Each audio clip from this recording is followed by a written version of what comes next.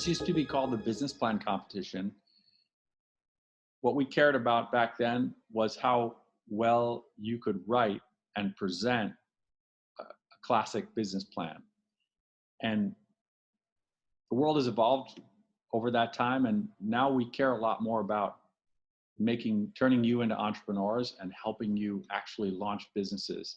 And so this year is the first year that the competition has been called the UH Ventures competition. What we're really emphasizing by that name change is the emphasis on launching an actual business. And the judging criteria has evolved over the years to reflect that as well.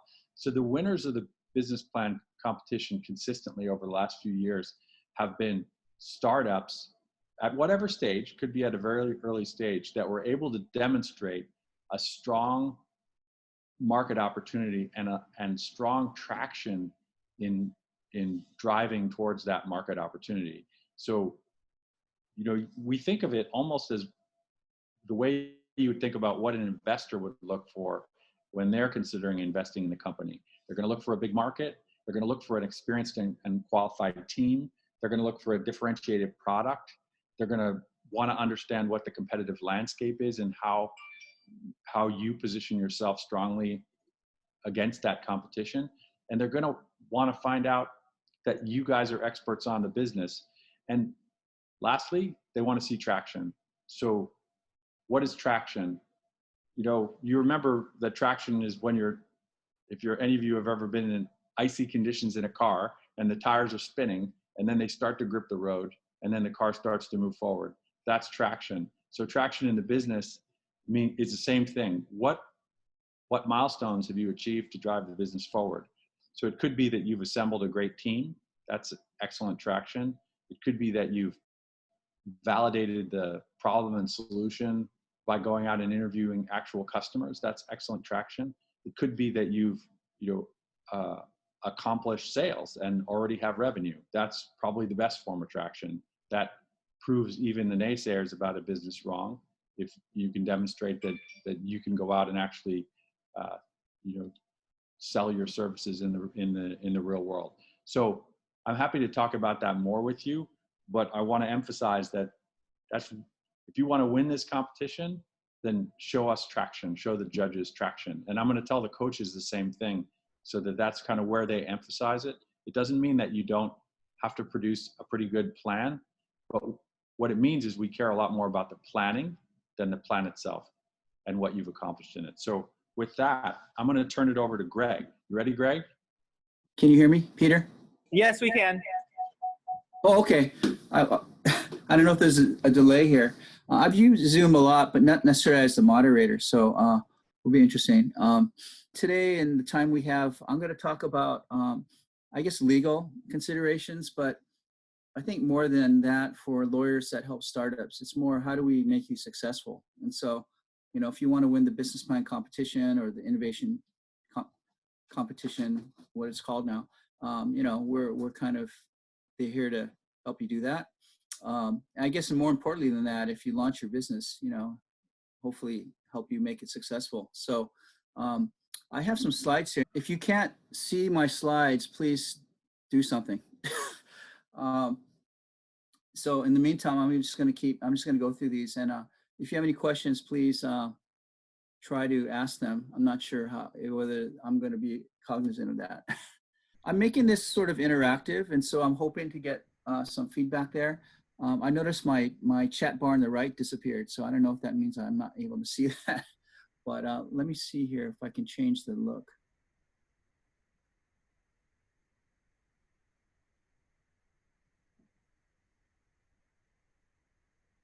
Yeah, not sure. Okay, well, Crystal, if you can sort of help me if questions arise.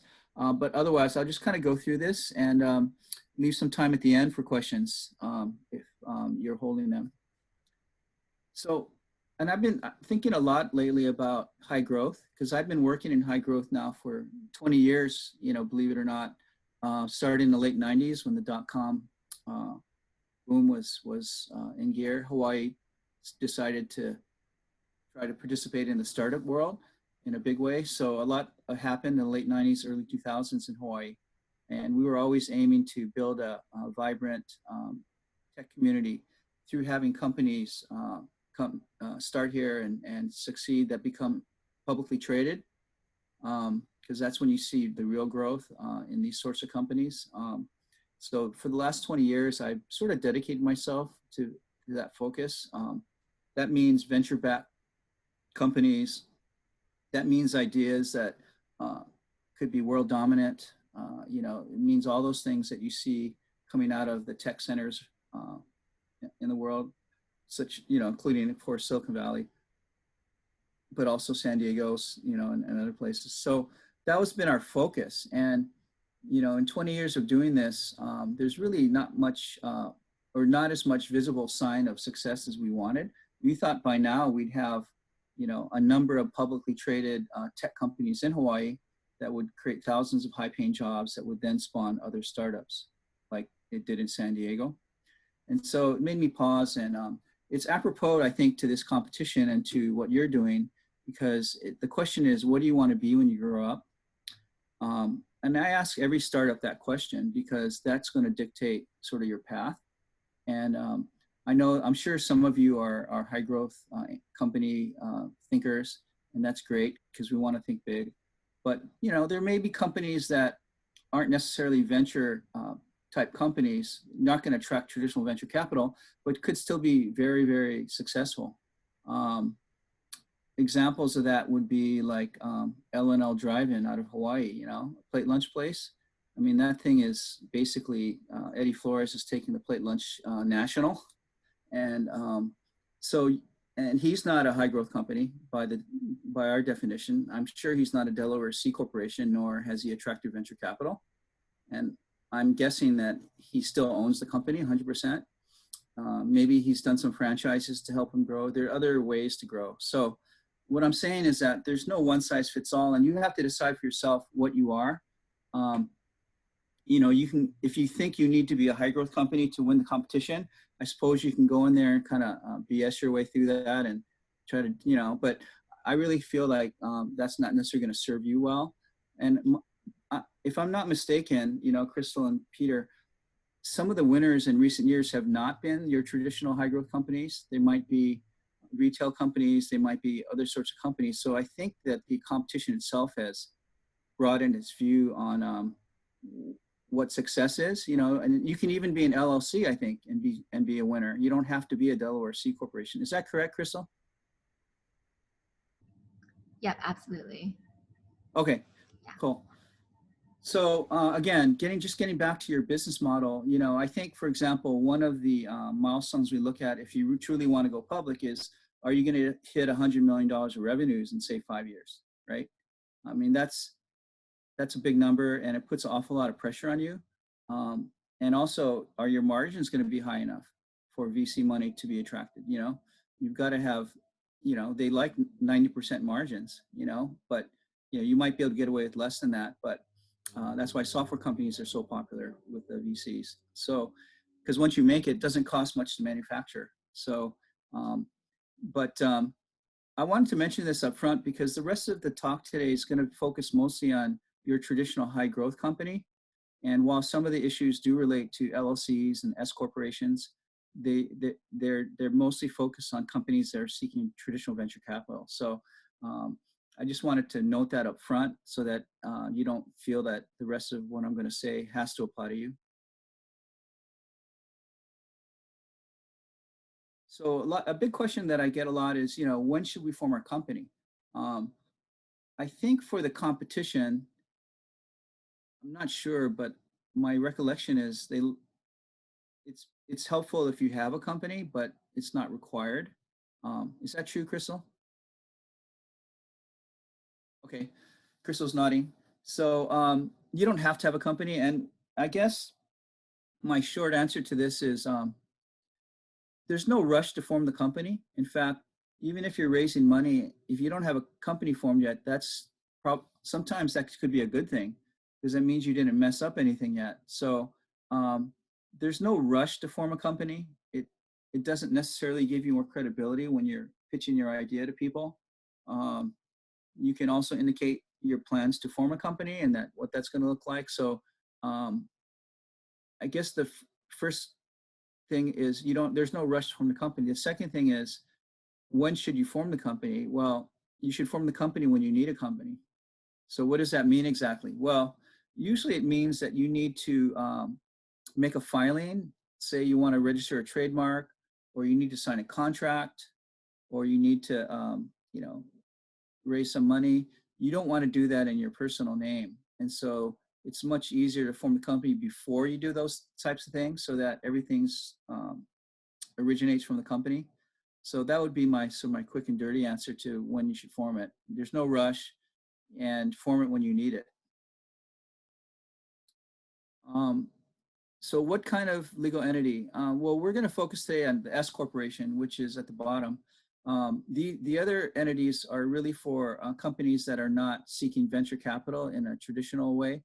I would note there are investors that will invest in, say, LLCs, but they're not your typical traditional venture fund out of Silicon Valley.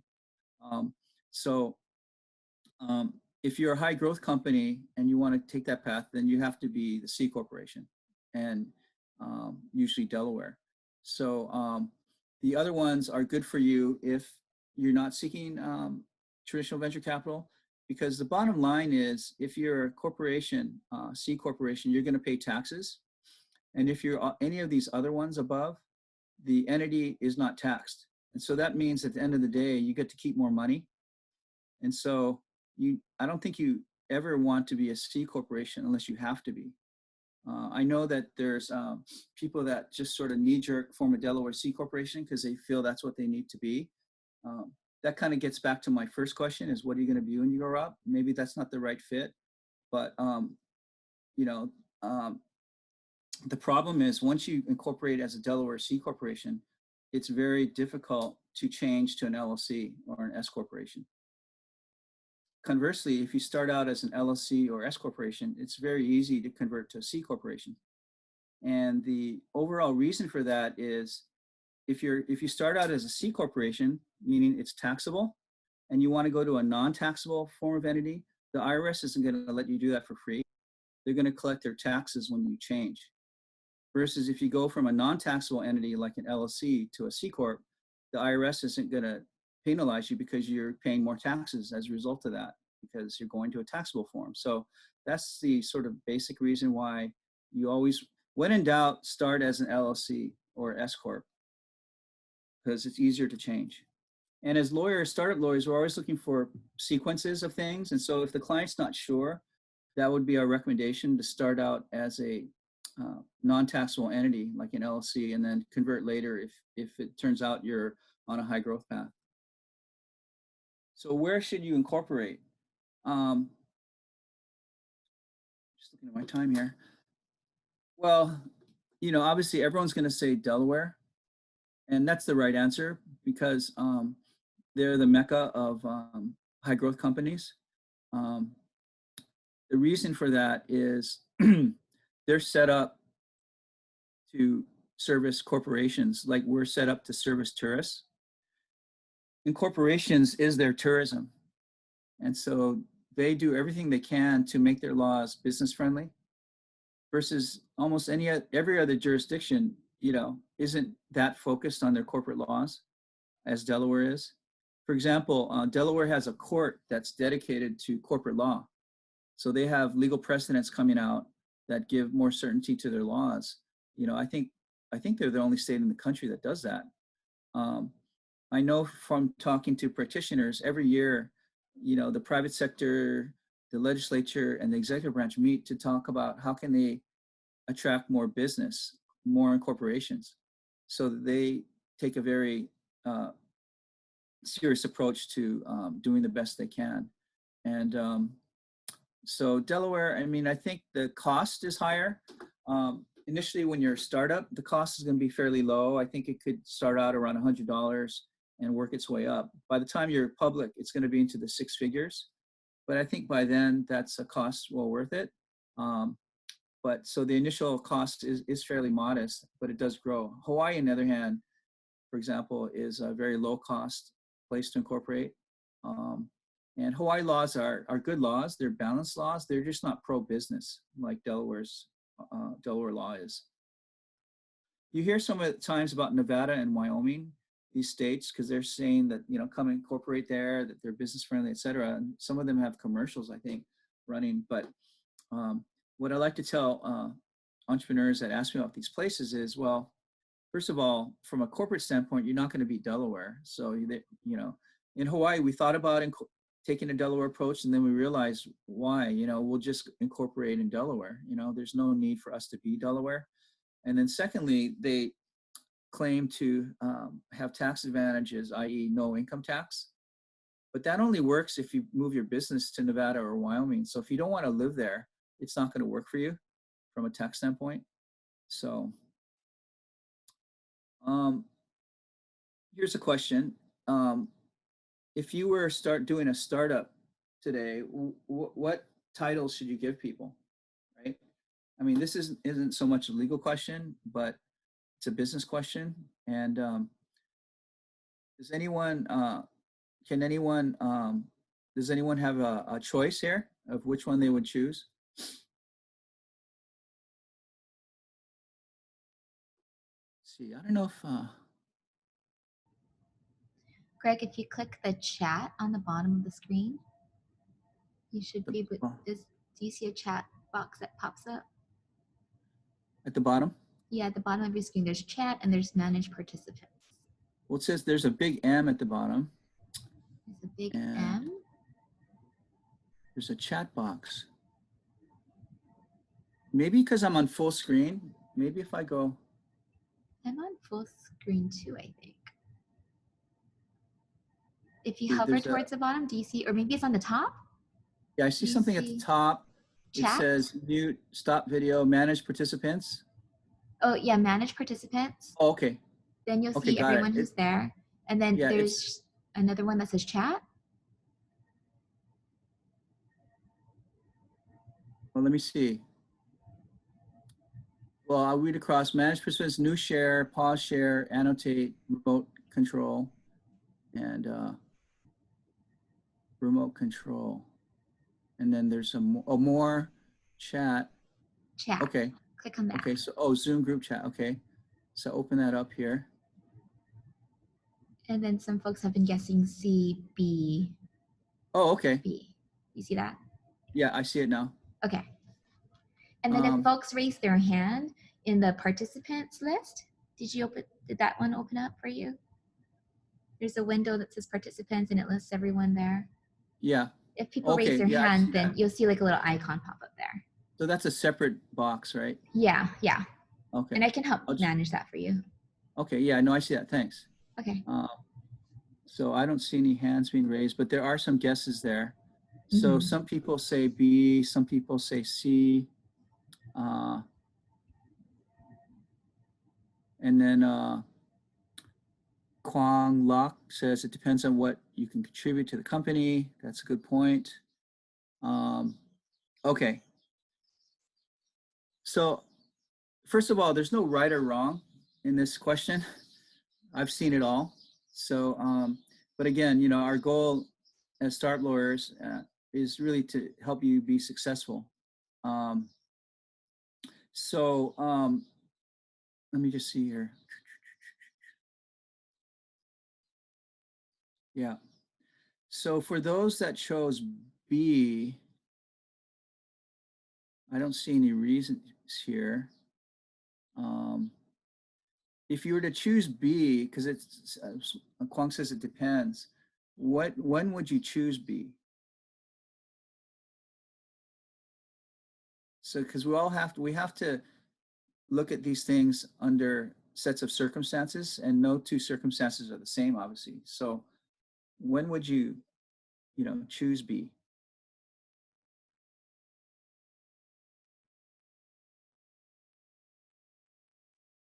Can I just call on people, like hit them, and then they have to say something? We'll use the Socratic method. Okay, so Kwong is, man, he's really right. So it's a fit, you know, if you've got the fit. I guess one thing in Silicon Valley for high growth companies, there's certain norms, right?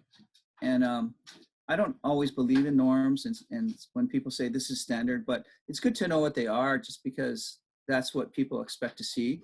And I think being in the middle of the ocean, I remember when we did our very first startup 20 years ago called Hot U, it was Wally Roth, and we were really fixated on making it look just like a Silicon Valley company.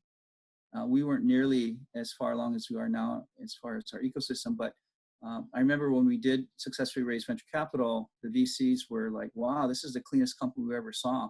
It's because we were totally, you know, focused on that. We didn't want to look unusual, because if you look unusual, the VC might just move on to the next company rather than deal with it. So let me read some of these comments here.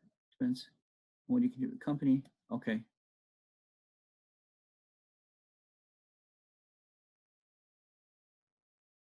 Okay.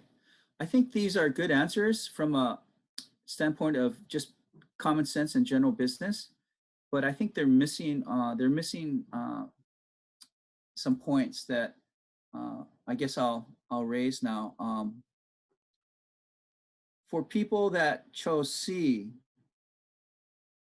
or if you look at answer C, can you think of a reason why you would choose C, and just generally, not necessarily based on the people?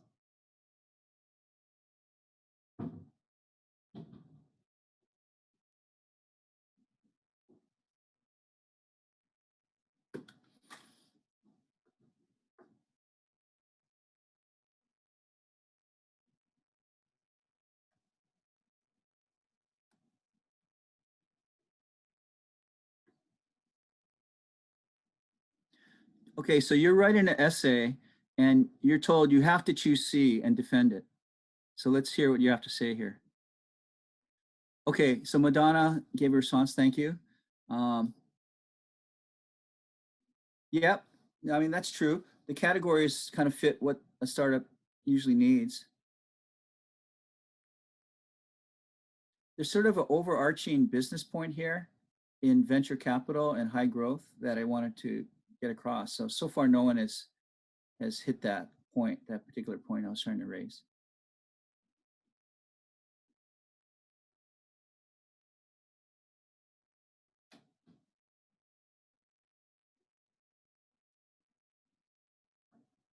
Will the president and CEO have the same roles? Maybe yes, maybe no. Sometimes you have two really high level people and you use both titles, but sometimes one person will be president and CEO. I think if you had two people with those titles, the president would probably be the day-to-day operations person, and the CEO might be more of a policy level person. So I'm not saying the CEO is necessarily on top, but they're more looking at 30,000 feet, and the president is probably just doing the day-to-day. Question, does it have something to do with going public? Indirectly, it does. Okay, I'll give you 1 more minute to come up with the answer that I'm looking for. These are good answers, but as a company, yeah, okay, Madonna is getting warmer. It says, as the company grows, do the titles change? That's getting closer to what I'm trying to get across here.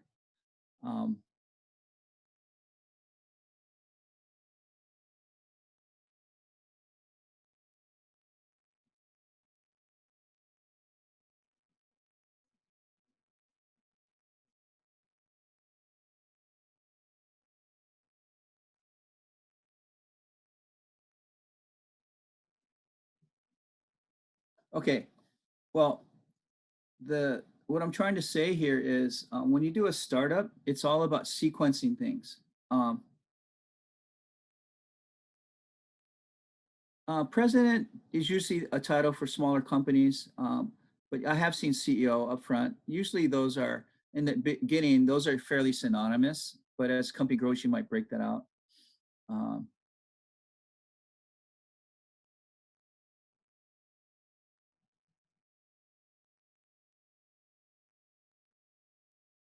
Chris Saleh, as a startup, having a director of finance, president and VP gives the impression that every single person knows a lot about the company's ins and outs. That's a good way that's an interesting way of looking at it. I mean, their titles aren't so sort of highfalutin that, you know, you're compartmentalized. So that's the kind of feel I'm trying to get at. I guess what I'm saying is, as a startup lawyer and as startup people yourselves, when you started a company, um, you don't want to give people titles that don't measure up when someone looks at the person. So let's say you have a chief technology or chief financial officer, and you say, "Oh, here's our guy. You know, we're going to go public in 5 years." Blah blah blah. So then the first question they're going to ask is, "Well, has this person taken a company public?" And if you're in Hawaii, probably the answer will always be no, although there's a couple in Hawaii. But you probably, you know, if you have a student group or any group actually, even financial people downtown, they haven't done IPOs. Um, and so the VC is going to ask that question, and you're going to say, no, they haven't. And then they're going to say, well, why do you think they should be the CFO? And then you might say something like, well, we'll change her later, or, you know, that's just for now, whatever, which, you know, is a reason, but it's probably not a good reason. Investors know that you're not fully built out. So don't go in to your company feeling you have to prove that you guys are all what you need forever, because you don't have to be. So, you know, I think if you go in with the idea that, you know, we're the startup team and we know we have to be replaced at some point in time, the venture funds will love hearing that. Because number one, it's the truth, you know, and number two, it means that you're going to be cooperative. Because one of the big risk factors for investors is having to do something nasty, like fire you or something if you're not doing your job. They much prefer to have somebody willing to step aside and bring in somebody with more experience, which is even good for the person stepping aside, because then their stock is going to become more valuable. So, you know, that's the kind of attitude they want to see. And so I would opt for C because it gives you room to grow. If your VP admin does a terrific job and they prove that they have the competency to take you public, then maybe perhaps at some point you can promote them to CFO. But if they don't have that capability, you don't have to demote them. And having to demote somebody is not a pretty sight. Actually, the VP admin would probably be the COO. The director of finance might ultimately become the CFO, although it's very unlikely that they'll have the experiences to do that. So I'm just saying one principle in startup is start smaller and grow into it. You know, don't start at a place where you have to immediately defend your choices. Does that make sense? It's more impressive, I've seen, when you admit that you have a gap and you're not everything. That's music to people's ears. Okay, now let me see here. How do I? Okay. Just a quick question on vesting. What is the standard vesting period that you would impose? If you guys have been around high growth, you probably know the answer to this. Oh, I have a question here. Do the officer titles need to be officially filled when forming an LLC or C Corp? Well, when you incorporate, there's no requirement that you specify those officers. So it's up to you. And the way you do that is officially do that is internally. So you don't have to file anything. It's more of an internal resolution. But I would say if you have a group of you that are forming a company, you need to have that discussion up front of who's going to do what and occupy what position. And it's an important choice, right? It's one of your first decisions as a startup team. So, you know, you're going to be evaluated based on all your choices. So it should be based on functionality, but also value, right? Because the higher the title, the more equity should be given to that person, because the presumption is they're bringing more value to the company, and everyone should want to support that because it's good for everybody. What type of vesting? I'll just comment here that 4 years is the standard you hear. So, you know, that's always a good place to start. You can try to deviate from that, but be careful, because if you deviate too much, you might either not get the investment or you might have to start all over with your vesting. So I like to say pigs get fat, hogs get slaughtered. So, if you push the vesting down too low in terms of duration, eventually, the investors either going to not want to look at you because they think you're difficult, or they're going to say, well, we're going to revest you at 4 years. And so you're actually worse off than if you just did it, had moderate acceleration in your vesting. If you've worked on your company for a year or two, you might be able to argue for a 1-year credit of vesting. So but if you push that too far, it could be a bad result, because they want to make sure you're around and incentivized to stick around.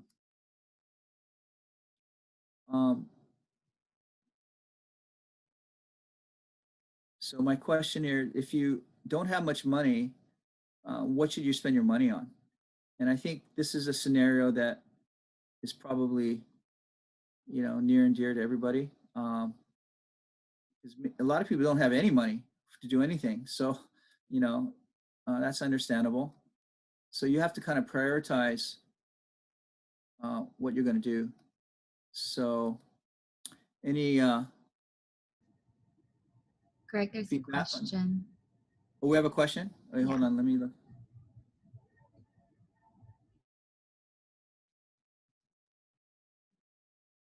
Oh, you mean on the chat? Okay. Okay, so vice president of administration is sort of like your junior COO. It's in a startup. It's the person that is doing the day-to-day operations under the president. And you might need to demote the VP admin. You might need to fire them if they're not doing a good job. I'm just saying, if you're not sure about the person, why give them the title COO from the get-go? I'm just saying, start small. Maybe you can think of a lesser title to start someone out at. VP admin, but is often is sort of an entry-level title for a startup. But if you don't have someone that you think measures up to that, don't give them the title. Because I remember when Hawai Biotech started moving towards venture capital, David Wadamo was hired, and his number one job was to get rid of directors, because they had, I think, like a 10-person board, and it was like pulling teeth. It's much harder to demote or remove someone than it is to promote them. That's the principle I'm trying to convey. In addition to kind of what is expected by VCs, it's just internally, it's easier to start someone low and increase them. Just like it's easier to just, when you're starting a company, don't put someone on the board of directors and then later have to remove them. You're just setting yourself for a hard situation. And we constantly have to be aiming for efficiencies and ease. So, but getting back to my questions, well, it's kind of a trick question. I would say, there's no right answer. Probably retaining a lawyer is not the best use of funds. I think it'd be better to find a lawyer willing to work on a contingency basis. And there's plenty of them in Silicon Valley that will work for you without charging until you get funded. So that's good for you, but also good for the lawyer, because they might get the next, Uber or Facebook that way. And in Hawaii, I think there's a lot more lawyers now that do that than there used to be 20 years ago. Oh, I know there are a lot more, because there were none 20 years ago. So it's don't be bashful about pitching your idea to a lawyer and asking for that kind of arrangement. Contracts, I would say, you can get good templates. I wouldn't use the LegalZoom and things like that, but I would talk to your friends and contacts and even lawyers that might be able to send you a good form. Incorporating probably is not a bad idea, but hopefully you'll get a lawyer to do that, on a deferred fee basis, and the only cost will be the incorporation cost, which is fairly low. IP is probably a high priority because of the fact that you're going to lose your IP in some cases if you don't do something, like for patents, for example. I think you have a 1-year period in the United States to file your patent after you publish your patent. So you have to act. You can't sit on your rights there. And trademarks, someone might beat you to it. So you want to get your trademark filed, either whether it's a name or a logo, get that filed, and get the clock running on that.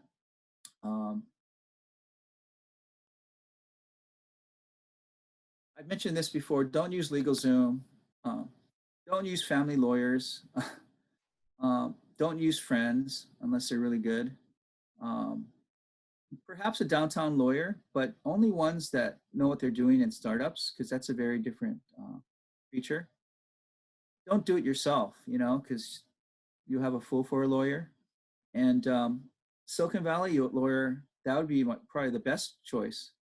Even though, we do want to be Hawaii centric here, we have to realize when there's better resources elsewhere, at least for now. So getting back to my point before, don't shortchange yourself. If you have a good idea and a good possibility, you can pitch lawyers like you can pitch investors.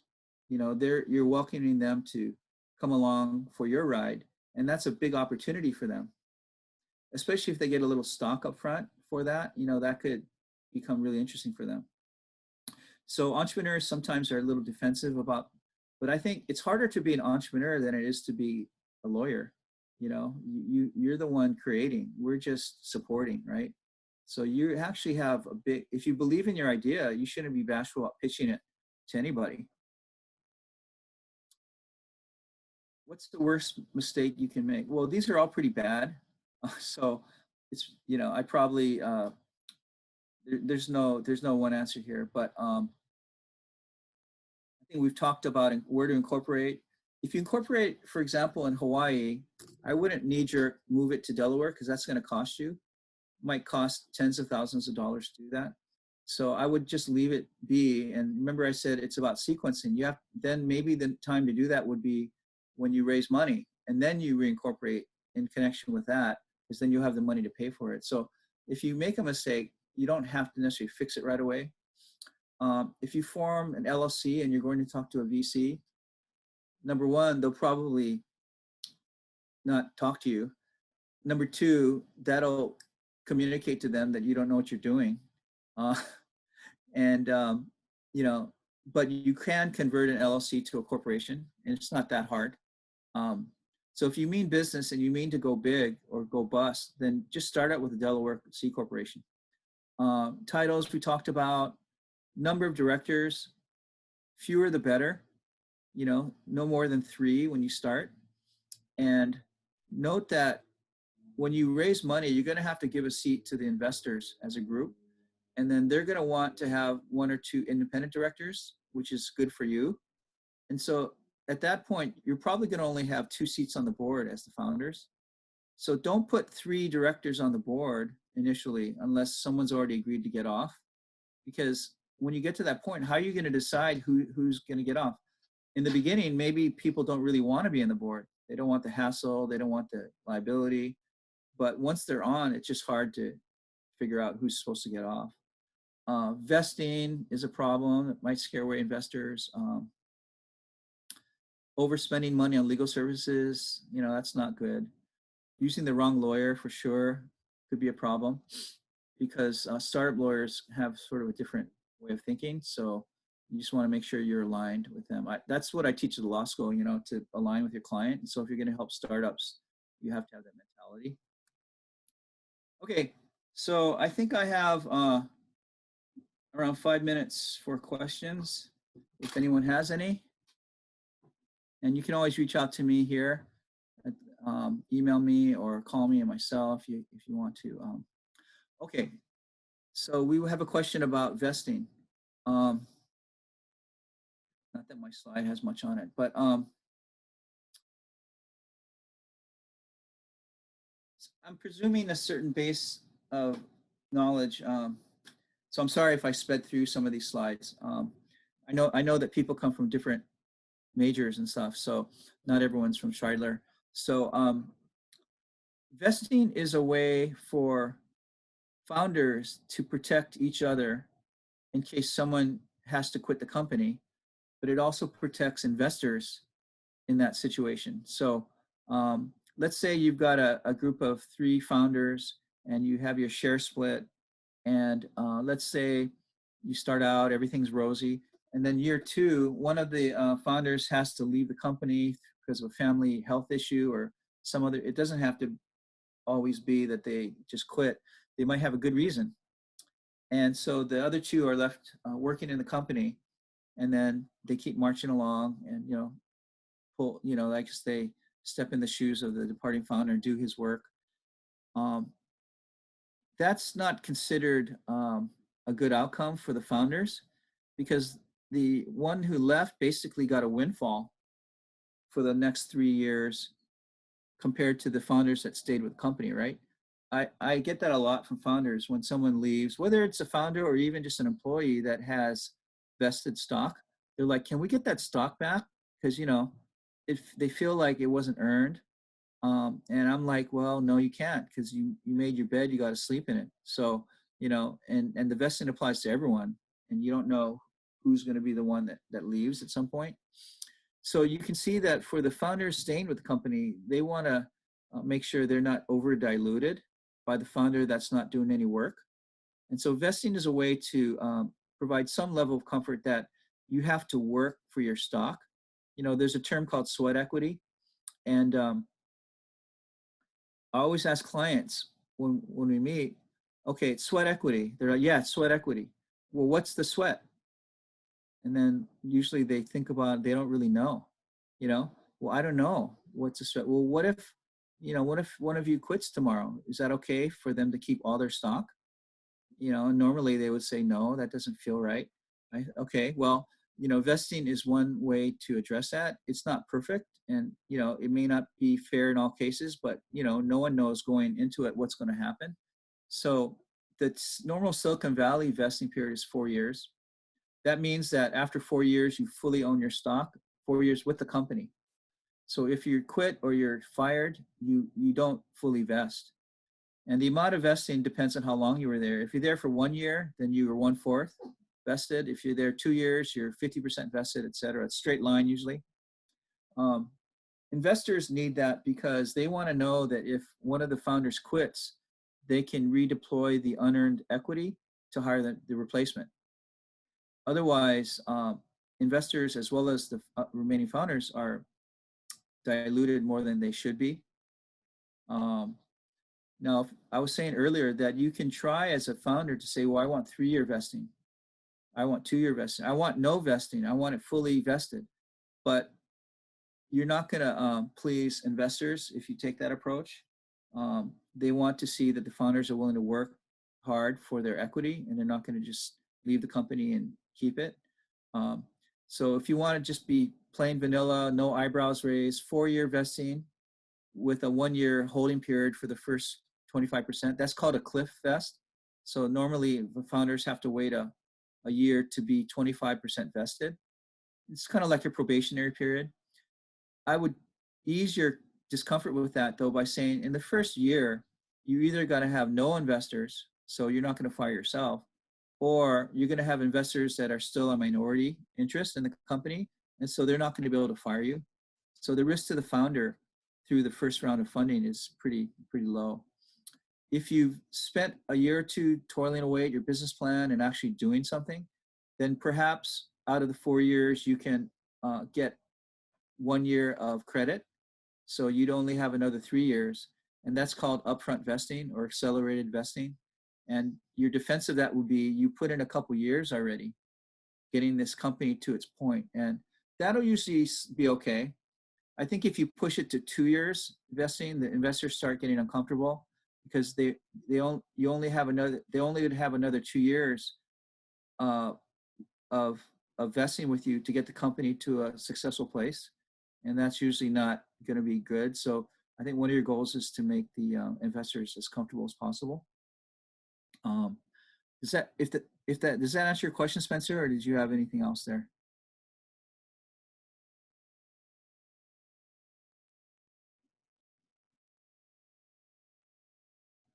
Okay.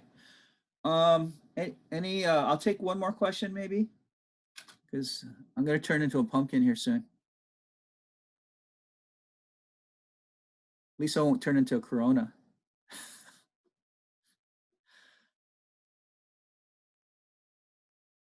I think that's it then. Crystal, we're pal, if that's okay with everybody. Yes, I think so. Okay. Oh, someone asked about seed rounds. Okay, let me just see here. Can you talk about seed rounds? Oh, okay. Well, in the old days, and I mean maybe 5 to 10 years ago, there was a series, you had a form a company, then you do a series A. And a series A is I think before it used to be like your first venture round. And venture rounds are typically $5 million or more just because they have a lot of money to deploy, so they can't look at a deal if they're not deploying that much money. So, but then over time, when people start companies, especially with the advent of software companies, they need a lot less money. The question came up, well, what if we're not ready to do a Series A round, but we need to raise some money, right? Typically, that would be like a bridge round, which means that you take money that converts to your round in the future, but in the meantime, it does get a little extra equity. So that's the quid pro quo for coming in early. So that works pretty well, still being done. But some investors, even in the early, before the Series A round, want to have stock. They feel much more comfortable. The challenge for the founders is valuing your company at that point. But in any case, just know that there are investors, angel investors and individuals and companies that want to actually hold stock. They don't feel comfortable with a bridge investment.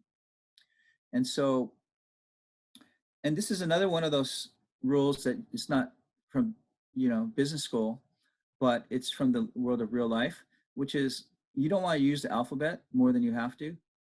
So if you're like on your Series A round, B round, C round, D round, E round, that communicates something to the market about where your company is at in its development.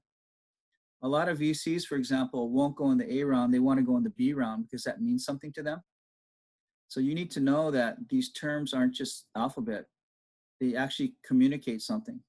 So the B round would be a company is further down in its development, probably is in the market to some extent, showing traction, like Peter said, in the marketplace in a more significant way.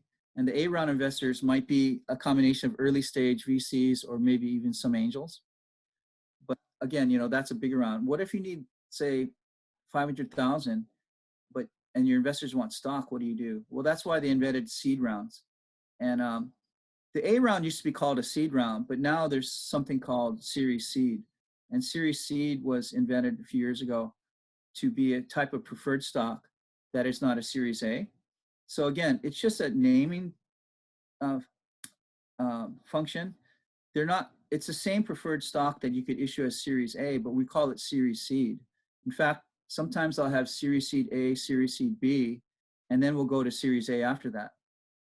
So it's a way to reserve the name Series A, which I know sounds kind of stupid in a way, but it's sophisticated if you understand why, you have to do that. And it's become acceptable. And then those shares either convert into Series A or they might stand alone as their own series. So, but seed is usually smaller amounts where you're not ready for venture capital. And the way you can execute on that is either bridge investment, like I mentioned before, or now we have these Series Seed preferred stock fundings. Let's see, what determines what round you're in? Well, I think it's sort of like the stage. First of all, the stage of the company is the main thing. So if you're going to go into a Series B, that's going to convey that you're ready to go up the curve on your J curve and the path of growth, and you've got a significant amount of traction. I'm not sure there's any specific formula, that it's more of a feel thing. I would also add that sometimes we do a Series A and they're not ready for Series B. They don't want to use that name. And so then we do a Series A2. So there's all these games you can play to time your rounds to the right time. Or you can just reopen your Series A and issue more of that, although that means that you're going to have to use the same price and there's no price increase. So there's pros and cons to these things, and that's what you talk about with your counsel and board. Let's see, when should I choose the board of directors? Well, when you form the corporation, you're going to have a board. So if you're not sure, it's always better to start small, like I said. So, maybe there's always a main founder, or there should be a main founder. Maybe that's the only person that's on the board initially, because no one else really cares, because it's pretty much all for one for all. So being on the board doesn't mean that much, but down the road, when you have to remove someone from the board, that might mean something to them. So I would just say, start with as small a board as you need. You want to be nimble, you want to move fast. So if it's just one person, that's fine. You really need to build out your board when you raise your money, because investors want to know that you have people watching over this. So I'm sorry, I'm gonna have to excuse myself now. But you've been a great audience. I wish I could hear your voices. I hope this was helpful to you. And and then I'll send you my contacts. Always happy to talk to entrepreneurs. So if any of you have questions after this or anytime, just keep my contacts. And that's sort of my passion, is helping people like you. So feel free to reach out anytime. And I teach at the law school at UH. So we offer a clinic that does free legal services. And so you can ask me for an application. I can send it to you. And like if you need to have your corporation or LLC formed, we can help you. Right now we're kind of full up because our term's coming, rapidly to an end, but you can still reach out to me. And there might always be a resource that I'm aware of. Like our nonprofit is called businesslawcorps.org, Business Law Corps, CORPS, like Peace Corps. And you can apply for help there, as well as download all kinds of legal forms. I put up there all the Delaware C Corporation forms, all the LLC forms, NDAs. If there's something that's not there, you can email me. But we're trying to be helpful. So with that, I'll say goodbye. Here's my hand waving. Thank you, Greg. Thanks so much for your time spending your Saturday with us. No worries. Good luck to everyone. And then Greg's also a professional in residence here at PACE. We're not really quite sure how we're going to move forward with that program with the whole COVID-19, but just know that he is available and he does come to campus to do office hours with students and totally pro bono. So thank you so much, Greg. Okay, see you guys. Thanks.